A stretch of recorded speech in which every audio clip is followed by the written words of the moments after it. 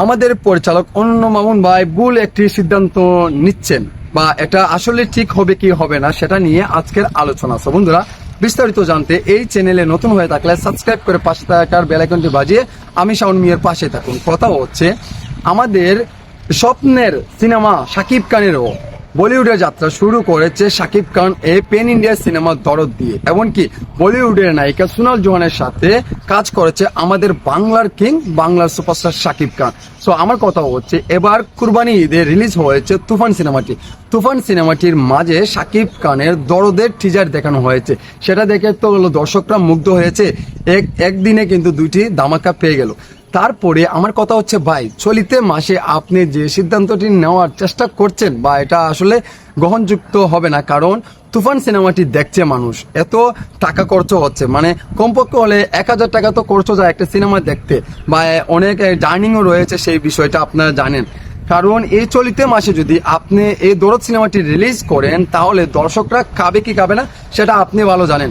কারণ জানেন একটি চমক যাচ্ছে গেল এই তুফান সিনেমা।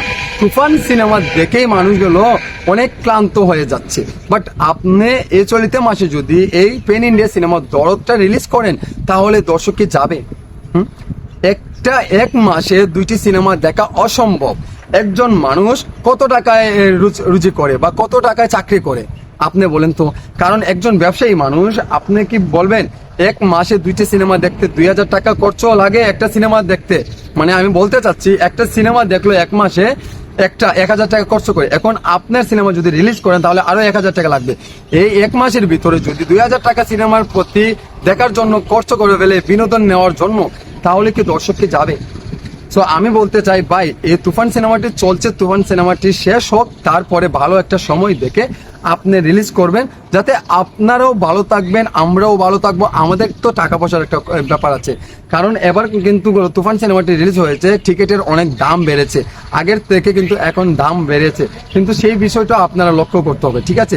সো আপনারা তো রিলিজ করবেন, আমাদেরকে বিনোদন দিবেন, কিন্তু এমন বিনোদন দিচ্ছেন কারণ আমরা চাপের মাঝে পড়ছি, কারণ দর্শকরা কিন্তু চাপের মাঝে পড়ছে। কারণ এক মাসের ভিতরে দুইটি সিনেমা দেখা অসম্ভব। কারণ একজন ব্যবসায়ীরা কত টাকা রুজি করে, একজন চাকরিজীবী কত টাকা বেতন পায় সেটাও মাথায় রেখে আপনারা কাজ করতে পারেন। ধরেন একজন চাকরিজীবী 10,000 টাকা স্যালারি পেলো, 10,000 টাকার মাঝে তার ফ্যামিলিতে খরচ আছে গেল ধরেন 7,000 টাকা, তারপরে তার গেল পার্সোনাল খরচ আছে, তারপরে তার মোবাইল খরচ আছে, সবকিছু মিলিয়ে কিন্তু এখানে 10,000-এর উপরে চলে যায়, ঋণ করতে হয়।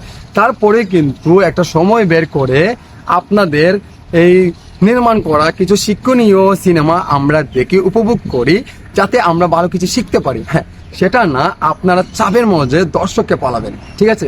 সো বিস্তারিত আপনারা বুঝতেই পারছেন। যদি না বুঝে থাকেন তাহলে আই এম সরি, আর যদি বুঝে থাকেন আপনাদেরকে ধন্যবাদ।